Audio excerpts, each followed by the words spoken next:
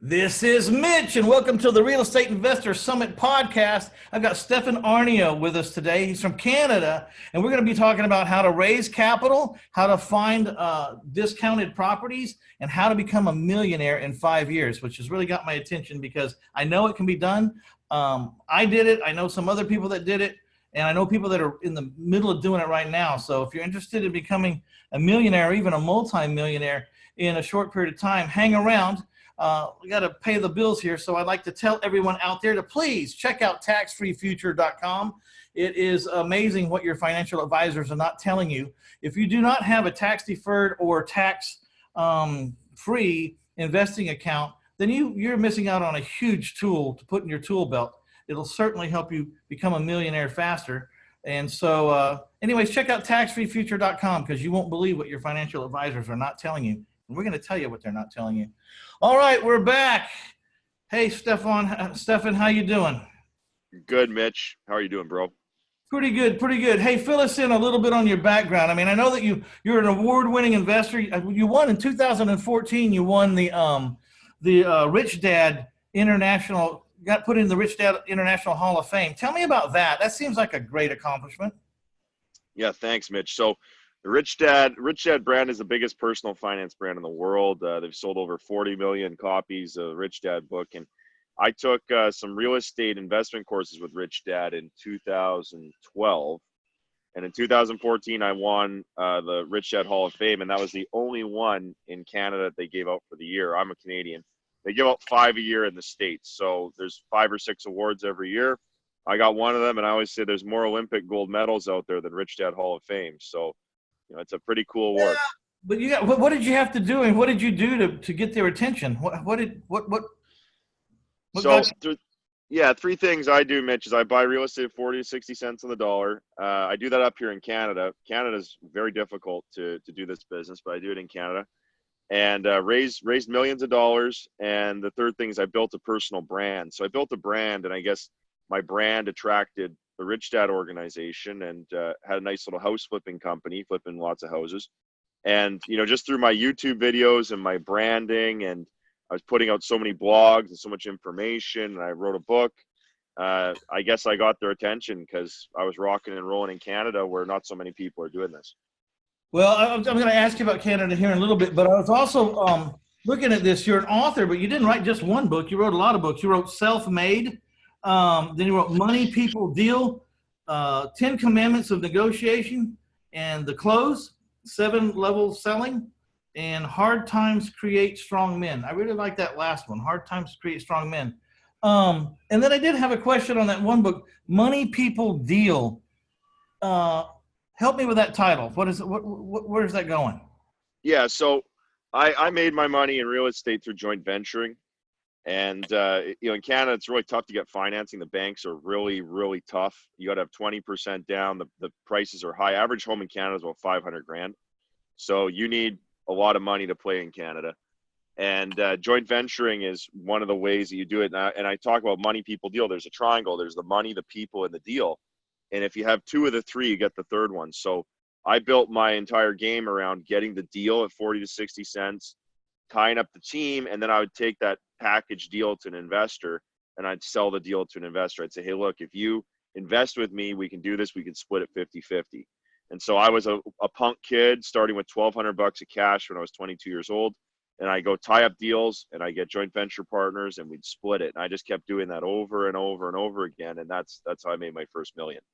Man, that's exactly my story too. I was broke, but a little twist on it. Today I have $16 million worth of private money and growing. It seems like now I need $1 million more every month because I own or finance houses. So my money doesn't go out and come right back. It stays out for, 5, 6, 7, 8 years. So when I spend $1 million, it's not coming back tomorrow. Like 80% of it's not coming back because 80% of the houses I carry the note on for 30 years. But right. I try to tell everybody when you're broke, you're just a professional. You're a professional deal writer-upper. Is that a word? Deal writer-upper. You deal maker. You write them up, and if your deal's good enough, the money will show up. Your job really, people say, well, there's a lot of excuses. I had a course, Private Money Changes Everything. I still have it. um, it's hugely ignored, and I don't know why, because private money will change your whole life. But I said in that course, I was saying people have so many excuses why they don't think they can raise private money. And, from I'm too old, I don't speak the language, I had a bankruptcy. I mean, the list goes on and on and on. And I just tell people it's not about you, it's about the deal. Get a good enough Yeah. deal. They don't care how fat or ugly. I mean, Charles Manson should have been able to get this money from prison, just join, if the deal's good enough. So tell me about your first money guy, your first deal, one of your first deals. Well, my very first deal, it was 2009, November 2009. I was at a real estate seminar with a bunch of newbies, and I met a couple guys. We went and played the cash flow game, the Robert Kiyosaki cash flow game, and we're buying these fake houses at one of the guys' houses. And we did two fake deals, and then the phone rang, and there was a real deal on the phone. And the realtor at the table, he says, "Guys, I got a desperate seller." And all of us think, "Oh, we're so smart, a desperate seller. Let's make money." So we're a bunch of newbies. And they wanted, I think, 115,000 for this house, or 130 or something. That was the asking price. And the six of us at the table said, "Let's all split this house." We're a bunch of young, aggressive guys. And so we say, "Let's offer him 50 grand. We want to offer 50 grand on like 130 asking price," which is the stupidest thing I ever heard. But here we are thinking we're going to just take advantage of this guy who has to move out of town. I guess he bought a flip and he has to move out of town. So we make a deal and we say, "Look, we got a guy's going to manage it. We got a guy who's going to be the realtor. We got a guy who's going to be the handyman, all these different things." And I say, "Hey, I'll hold the mortgage," because I had a job putting chips on shelves at Doritos in the morning, Frito-Lay, putting chips on shelves. I said, "I'll hold the mortgage." Stupidest thing I could have done. And the six of us, we each put $1,200 in as a little down payment on this house. And we figure it'll make $900 to $1,000 of rent. So $300-400 of cash flow. And we say, "Well, we're not going to pay a penny over 100 grand." And the next day the realtor calls me and says, "Congratulations, you just bought the house for 115,000. So it's the stupidest negotiation. We paid more than we said we were going to pay. But here we are, six guys from the seminar, six seminar junkies buying a house six ways, $1,200 down. $300 cash flow divided six ways. Oh, it's the stupidest thing. And so we get a tenant in there, and we're getting, I think, we got $1,000 a month, I think it was. And we got a $300-400 cash flow. And it's good for 2 months. And then the third month, the tenant smashes it up and leaves. So then I say to my friends, I say, "Hey guys, do you want to fix this up or put some money in?" No one wants to put any more money in because they don't have enough in the first place. And nobody wants to do the work. So I ended up getting an investor, bought everybody else out, and then I ended up owning the house for 5 years, and we sold it for 169 some years later. But first deal was a little bit rocky, and it was a pretty stupid deal. But the first deal is the first deal. My first deal, you're gonna laugh. One of my first deals, I was so afraid. I went and got someone to be my partner, and I put up all the money and I did all the work, and I sold the house and I ran the rehab and I gave him half. I was scared. I just wanted, I wanted to hold hands with somebody. And the guy's like, "Hey, let's do this again." And I'm looking in the mirror going like, "Why the hell would I ever do this again? What did you do? Yeah. You didn't do anything." Yeah, you just lay there and you did all the work. And I put up all the money and I found the house. It was the most ridiculous thing in the world, but I don't know. Sometimes when you're new, you just want to hold hands. I bought my first 450 houses with credit cards because no one would give me any money. And that kind of led me to find some private money people. And after that, I didn't need the cards anymore. But where are you finding the money's coming from? When you have a deal, where are you soliciting for money? So the thing that we do, Mitch, that I train all my students to do is, they start with friends and family. They start with private people around them. We get them to make a list of 150 people they know. And we go for the first generation, second generation, third generation. We analyze who's got the money in the network. And we got a formula for figuring out approximately how much money people have. And then the game that I get my students on is you get one or two rich guys to back all your deals. So I got a guy right now backs my deals. He's 140 million of liquid cash. And so everything I bring, he funds. And I got another guy with an investment fund who invests with me. And I've just got those two sources of capital. I used to have like 18 different investors that would invest with me. And that was a lot of dinners and lunches and suppers and phone calls and "I love you, baby" calls. And then I got too busy and I said, "Okay, I'm just going to switch to one or two rich people." And I think you can make a very, very good life out of one or two rich investors handling all your deals. And it makes them a lot of money. It makes you a lot of money, and it's a nice relationship because you don't have to go out there and do a million chicken dinners and a million suppers and a million I love you phone calls. Yeah, I get it. I get it. Kind of. Well, what about the argument that you're kind of got a lot of eggs in one basket, you know? So like I'm a little bit, I'm different, and I don't have that much problems like really coddling the people, because a lot of them been with me for a long time. They don't ask me anything. They just send the check. I've been sending checks so long. That's, you know, but I like to go out with them at least once a year, just because A, I like to socialize. B, you know, it's kind of cool to take at least your bigger guys and take them out. I'm Yeah. going out tonight, as a matter of fact, at 4 o'clock, having an early dinner with a person that's, you know, got a couple million with me. And it'll be that once a year thing, but I'm kind of looking forward to it myself. But do you ever worry that, you know, I guess you're just not worried if these two guys shut down, you're not worried about finding someone else. That's the main thing with you, right? Yeah. Well, I mean, I can sell. So I know to sell, I know to raise money. So, you know, I've got 30,000 investors in my database I can call. But you know, I prefer to work with one or two good ones. I look at it as kind of like being married, Mitch. Like, you know, you can have one really great girl, or you can have 10 fives, you know, like not as good of a girl. So I prefer, you know, in this part of my game, because I'm pretty heavy marketer. I've got 5 books. I'm promoting all this stuff. I got multiple companies. I don't want to be dicking around with a bunch of small investors, although I'm opening a new company. We're going to start doing turnkey rentals to investors, and that'll be a different game. We'll have the lunch seminars and all that stuff where we'll cram everybody in. But, you know, it depends on your game, man. I used to have a whole bunch of investors, and I'd always be soliciting and always hustling and always raising money. And then I got a stable source of capital. And then once you get stable, it's like right now, I would deal with the real banks. So on my buy and holds, I got real banks. My business has real bank financing. I started out with credit cards just like you, though, and private people and street hustling. And you get to a point where you're established, and then you get real good financing, and you don't need to move from good financing. Yeah, I'm in that phase that for whatever reason, after 22 years, I'm finally getting the circles where the, you know, people have 100 million and 150 million and 200 million. I'm starting to have those conversations right now with those folks. So let's talk about buying discount properties. I mean, nothing happens until you get a property, really. It's people think you need the money first. You really need the property first, because it's what's going to attract the money. So talk to us about discounted properties. Well, I think it's the 3 Ds: death, divorce, downsizing. And everybody gets into real estate for cash flow, and they get out of real estate because there's no cash flow. It's either cash flow in or cash flow out. And, you know, the best way, I think, for you to make a lot of money, I just bought a mansion here in Winnipeg. It was a divorce sale. And, you know, this is almost 6,000 square feet of living space. I'm getting that for 690,000. That's the same rate as I buy crack houses in Winnipeg, because it was a divorce. So, you know, it's just irrational sellers. So death, divorce, downsizing, they're afraid somebody has the property. They didn't earn the equity. They don't care. They just want it gone.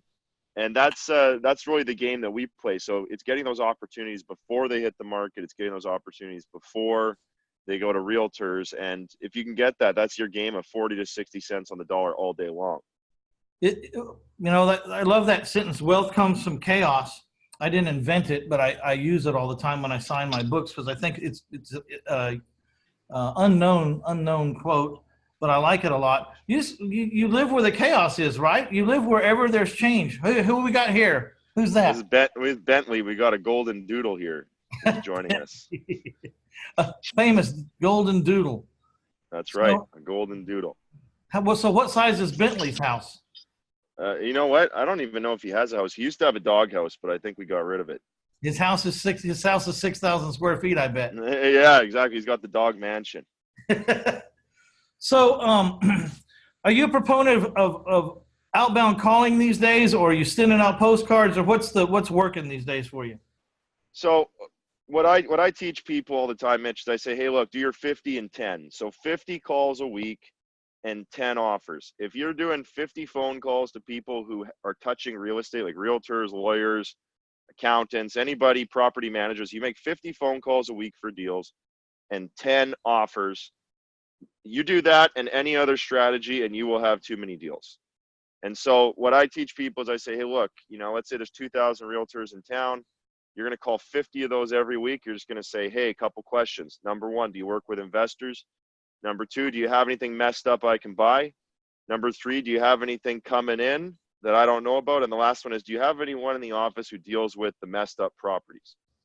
And so that little 4-line script, you make 50 phone calls every week, get 10 offers out there every week. And if you do that every week, you're going to have deals all the time. And then what I think a lot of people should do is pick 1 or 2 farms, like a neighborhood, some neighborhoods they like. And I say, do the signs, the bandit signs on the exits and entrances of the neighborhood McDonald's, the neighborhood Tim Hortons, which is the Canadian coffee shop, Dunkin' Donuts, the drive-throughs. And then you do flyer drops, just straight up drop in the most basic handwritten flyer en masse on everybody in that one spot. And you just do those couple things. You do the calls, you do the signs, you do the flyers. And I got like young kids who are 21 years old doing 40 wholesales a year just with one flyer. Like, just the most basic stuff. It doesn't have to be fancy. It's just basic. And it's not complicated, is it? It's not complicated. You just got to put up the damn numbers. You got to put up some numbers. And you got to. I get people who say, oh, I did bandit signs this week. I said, how many do? They're like 8. I'm like, you did 8 motherfucking signs? Are you kidding? 8? I know. I was going to say the same thing. It's just like, yeah, so how many people did you call this week? I've been making calls. How many people did you call? I called like 6 people. I'm like, same thing with money. Like, how many people did you call on? How many people did you show your deal that you need to borrow on and explain to them that you only need, half of what the house is worth? How many people? So, I really didn't call anyone. I said, people call. I have trouble finding private money. Great. How many people are calling in a week? Well, I'm not. Okay. Well, there's your problem. Well, and that's the thing, Mitch. Like, I say 50 and 10. And that's part of my program. I say 50 and 10. Did you get your 50 and 10? They'll say, oh, I did 40 and 8. I'm like, why not 50 and 10? There's 180,000 homes in my town. You can't do 10 offers out of 180,000. And then the other thing is, with the capital list, everybody knows 150 people. And I say, put those 150 people on a list, because tribally, you can remember that with your brain. That's names and faces. 150 people, like, no matter if it's little Susie who's 8 years old, call up little Susie and say, hey, little Susie, I'm looking for someone some money. I know you're 8 years old. Who do you know has money? She'll say, my daddy. Okay, how do I call your daddy? Now you call her daddy. Hey, daddy, you got any money? And he's going to say, I don't have any money, but who do you know who has money? Oh, your uncle. Okay, we'll call Uncle Jim. Hey, Uncle Jim, who do you know has any money? Oh, I don't have any. Call Jan. Okay, you call Jan next. Like, it's just every single person is a money source, even little Susie who's 8 years old, because she has a daddy, she has an uncle, she has a dentist, she has a doctor. You have a dentist, you have a doctor, I hope. Otherwise, you got no teeth. And everybody's got money. It's just a matter of having a conversation. That's unbelievable. I found myself sometimes in the office trying to buy houses, or I became like an office hermit. And the minute I walked out to go check on a house, I bought the neighbor's house next door. It's like when I got out there around my houses and when I was out in the field, I start seeing things, I start inquiring, or I talk to the neighbor, and pretty soon I'm buying a house. I wasn't even looking for a house. But you got to get out there, I'm always looking for a house, but you know what I mean? My purpose to go in there wasn't to go talk to the neighbors to buy a house. I just got in a conversation with the neighbor and I bought their house, so yeah. It's activity spawns activity, I think, is what we're saying. And you got to get the reps. I mean, it's pure and simple. You want some muscle, you got to do some push-ups. You want endurance, you do some laps. And if you do the laps and the push-ups, or you do the reps, you're going to be good, man. I mean, I had a guy ask me the other day, he said, hey man, how'd you become such a good public speaker? I said, bro, I was on the road for several years. You go on the road and you just do it and do it and do it and do it until you can do it in your sleep. And I love what you said. When you go to one of your houses, you're buying another house. I was walking around my neighborhood yesterday. I said, I know who owns that. I know this guy. This guy's got this thing going on. And every single door.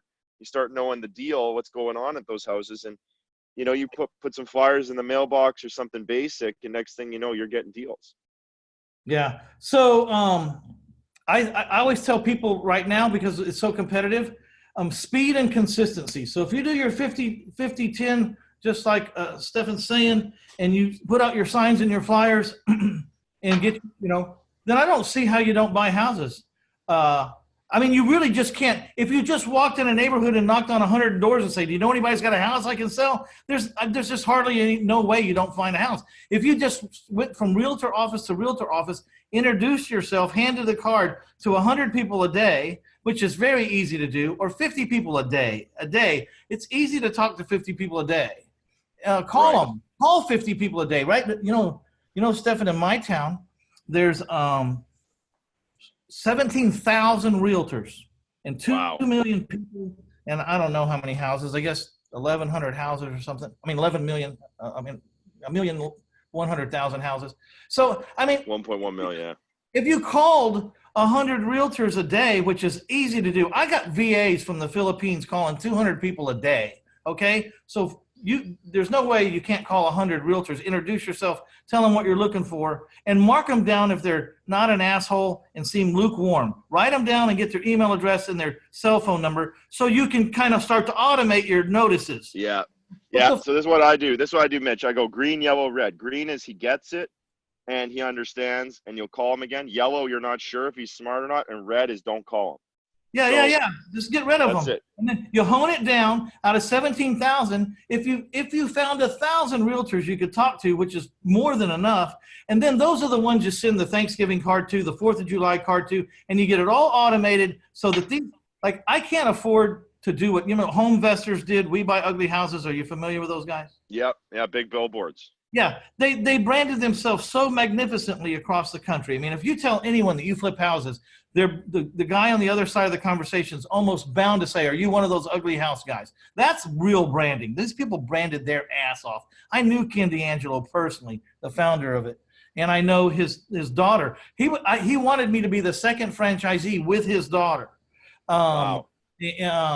We had long conversations, but I couldn't, you nor I or a lot of people cannot or do not want to afford or don't need to afford to brand a whole country or even a whole state or even a whole city. So when you don't have a lot of money and you just bring your brand down to a tighter niche, something you can afford. And so one pool that you can become really famous in really fast, because it's usually very small but very focused, is realtors. You could become famous among the realtors that you want to come, because you don't want to become famous with the red ones, because who cares? They don't care. Right. And so you could even eliminate from the 17,000, you could go to the board of realtors and find out who are the top 50% producers, who are the top 50, get rid of the bottom, and then figure the ones. I got a trick. Let me give you a trick, Mitch. This is what I teach you guys. You go on realtor.com or realtor.ca, Canada, US, and you go to the neighborhood and you mouse over the listings because they're all on the map. And you'll just mouse over the listings and you just call the listing ones because they're the good ones. So that's automatically the cream. You go and you just mouse over these houses. You call all the guys on the map because they're all on the map. You call them on the map. And then sometimes you'll call the guys that aren't on the map. And those are like the loser agents who have like 1 listing or 0 listings. But you're going to find the same 5 guys have all the houses. And those same 5 guys. And those same 5 guys, if they get it, you take them for lunch and that stuff. Those are the 5 guys with the flow, and I call that flow. They got flow. You want to know them because they're going to have some garbage come in the flow every now and then. That's what you want. Yeah, so that's really interesting. Let me tell you. So what I did was I got the general realtor list, and then I start calling people. The ones that are interested, I move to my realtors. And then the ones that actually call and say, I've got something for you, whether it's good or bad or not, I move them to my exclusive realtor. And those are the people I start taking to lunch. They might not have brought me a great deal, but they thought about me and they called me with a deal and they took action. And then anywhere between anything from my realtor on those lists, I set up automatic postcards, automatic text messages, automatic ringless voicemail drops. But don't bug them a lot. You can't run them off. Like once every 3 weeks, they get something from me. And then every holiday, 4th of July, Thanksgiving, Christmas, New Year's, they always get a card, and I don't have to do it myself. It's automated. I've given it to, Postcard Mania or whoever, and it just happens. And these people think I'm their best friend, and I'm out doing whatever it is I do, and all this stuff's happening in the background. But it takes a little while to set it up. You have to be committed to say, I'm going to get 500 realtors or 200 realtors on my team. You really don't need much more than 100 realtors, because if you bought 25% of a house from each one of them, you wouldn't be able to afford half of them. You know what I mean? Most people wouldn't. So. Hey, man, I love this. The thing about finding houses, it could go on forever. But right there, just become famous among the realtors. If that's all you can do, just become famous among them. You'll find deals. Last but not least, and this is the one I really want to talk about, your track on how to become a millionaire in 5 years. I think that's a very interesting sentence to me. Yeah. Yeah, so I had a Canadian Real Estate Wealth magazine reach out to me, and I guess I won some awards to that magazine. They said, hey, can you give us a plan to be a millionaire in 5 years? Or sorry, they want a millionaire in 10 years. That's what they want. I said, you start with 100 grand, and we want you to be a millionaire in 10 years. So I said, okay, well, we'll take 100 grand, and let's find a way to invest it. So what I said is, okay, look, let's imagine a guy has no experience. He's not very smart, just an average guy, and he's going to do this. I said, look, I'm going to spend half of that money, the first 50% of that 100 grand, on a really kick-ass real estate coach. So 50% is going to the coach. And then I put about an $18,000 budget, I think, was for deals. I took a $18,000 budget for like an assistant and back office. And then the rest was for investor marketing. So I said, let's take the whole 100 grand, let's do it all in soft costs, and let's do nothing in houses. And the first year. That's not exactly what I thought you would say. That's interesting. So, okay, so the first year, what? So the first year, we're only going to do 6 flips. Okay, so we just do 6 flips the first year, and this is just, hey man, let's just do a flipping houses model to make $1 million. And so I think the houses I was doing in the model, it was like 250,000 or so. So it was like 25, 30 grand a house you're making profit. And I said, let's do 6 the first year. Second year, let's do 12. Third year, let's do 18. Last year we do 24, and then you just stay at doing 24. It's 2 houses a month. And when you add that up over 5 years, that's $1 million in cash. Now, that's one way to do it. The other way that I recommend people do it is you do a buy, fix, refinance, and hold. So maybe you take a triplex, fourplex, like, up here in Canada, triplexes, fourplexes are 400 or 500 grand. You do a couple of those, you make 100 something thousand of equity per house, and then you refi it and you keep the cash flow. So you do a mix of those types of flips and a mix of those buy and holds. And over 5 years, if you can't make $1 million doing that, we got problems, because it's not that hard to be a millionaire these days. In fact, a millionaire is the new middle class. Yeah, $1 million is not what it used to be. You need to be a multi-millionaire these days to be the millionaire of the 40s or the 50s or the 60s, Yeah, exactly, man. I mean, I say this, like, if you got a house and a car and a cottage, you're a millionaire these days, especially with, I know in the States you guys have, what's the average home in America, like 200 something thousand? I don't, in my town it's like 270, but my town's very cheap. So I'm going to say the average home in America is around 375, 400. Okay. Yeah. Average in Canada is like 525 or something. So, house prices now, if a guy owns 2 houses in Canada, he's got $1 million of property. So it's not that crazy anymore. It's not like the 1960s where a house was 30 grand and a teacher makes 30 grand. That was like a golden age if you look at that. But we got a world now where I think it's mandatory to be a millionaire. You have to be a millionaire these days to even have a good life. Yeah, that's true. All right, so tell us a little bit about your coaching program. We're going to send everybody over to reinvestorsummit.com/MI5, which is million in 5. So MI5. First of all, do you give away anything? You got anything my students or my listeners can get their hands on for free? Yeah, you know what we'll do, Mitch, for you guys, we'll give out a copy of Money People Deal, my first book. Okay, so we'll give that. Yeah, we'll do a giveaway. They just got to pay the shipping, and we'll send it right to their house. And that's my first book. That's all about joint venturing, partnering up with people, like finding rich people to fund your deals. And the coaching program we have, I call it Black Card. It's a company called Black Card, and we do the MI5 program. So year 1, we want you doing 1, 3, 6 deals, something like that, just to start out. Get a couple deals your first year. We encourage buy, fix, sell, because if you're paying for training, you got to make your money back fast. And then the second year, we call it the platinum program. You do at least a dozen deals your second year. And then year 3, 4, and 5, we focus on multiple streams of income. So the idea is, instead of going to university for 5 years, come to us for 5 years.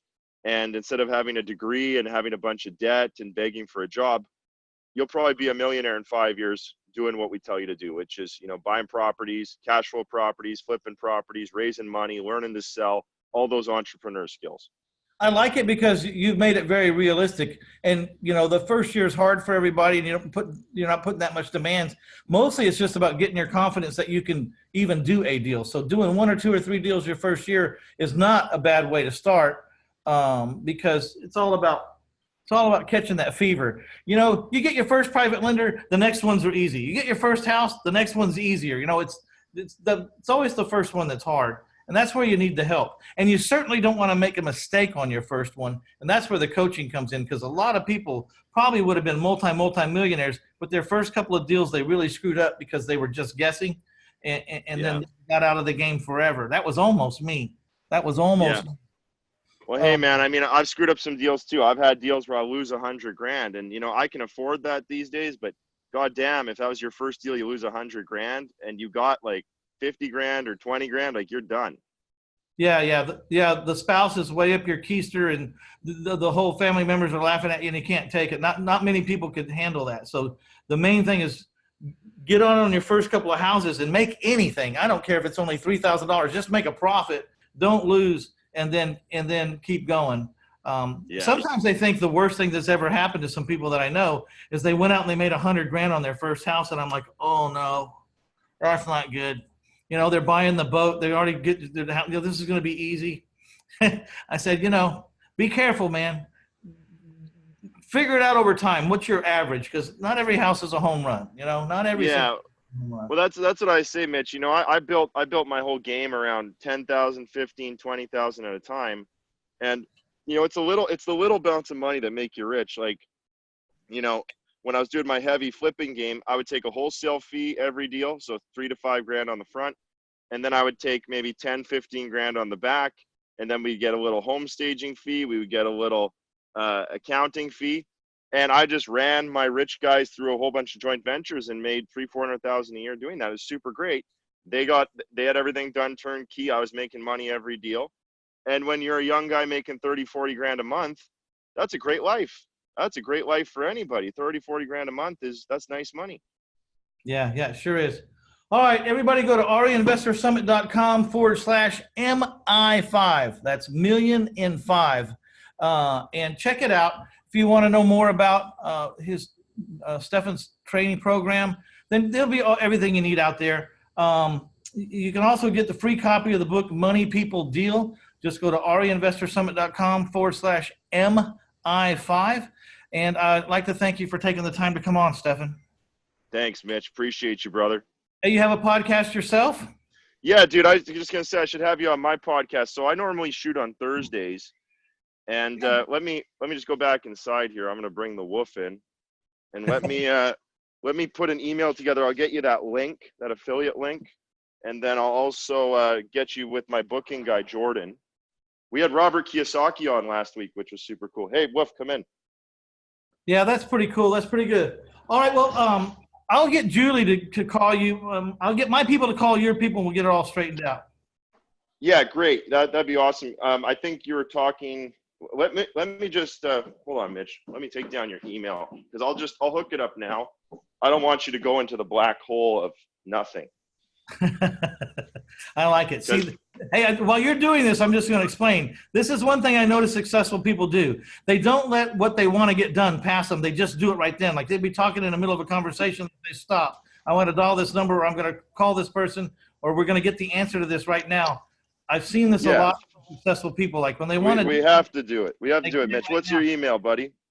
Mitch at cash4houses.net. Cash4houses.net. Yep, use the number 4.